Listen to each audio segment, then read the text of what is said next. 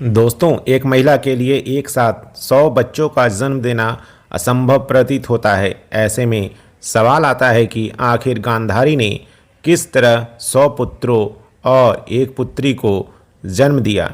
आपने भी टीवी पर आने वाली महाभारत देखी होगी या महाभारत से जुड़ी कहानियाँ सुनी होंगी।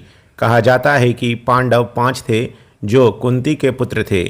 वहीं कहा जाता है कि कौरव 100 भाई थे जो गांधारी और धृतराष्ट्र के पुत्र थे। यह सब जानते हैं। पांडव और कौरवों के बीच जो लड़ाई हुई थी उसे ही महाभारत का नाम दिया गया था। महाभारत से जुड़ी ऐसी बहुत सारी कहानियां हैं जो वाकई हैरान कर देने वाली है, और उसी कहानी में एक है कौरवों की जन्म की कहानी। कौरव धृतराष्ट्र और गांधारी के पुत्र थे और उनकी एक पुत्री भी थी जिनका नाम था दुश्शला। वहीं सबसे ज्येष्ठ पुत्र का नाम है दुर्योधन, जो महाभारत के सबसे अहम पात्रों में से एक है। कौरवों ने महाभारत में पांडवों की सेना से युद्ध किया था और पराजित हो गए थे।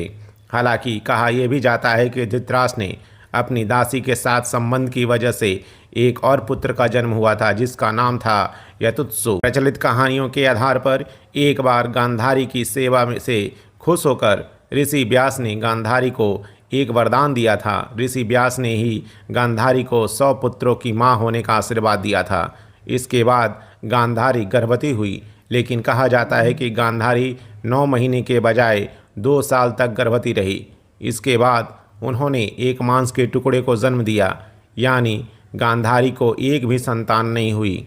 इसके बाद खुद ऋषि व्यास ने इस मांस के टुकड़ों को 101 हिस्सों में विभाजित किया और अलग अलग घड़ों में रख दिया। 101 घड़ों में रखे मांस के टुकड़ों से बच्चों का विकास हुआ और धीरे धीरे सभी उन घड़ों से जो बच्चे निकले उन्हें ही कौरव कहा गया।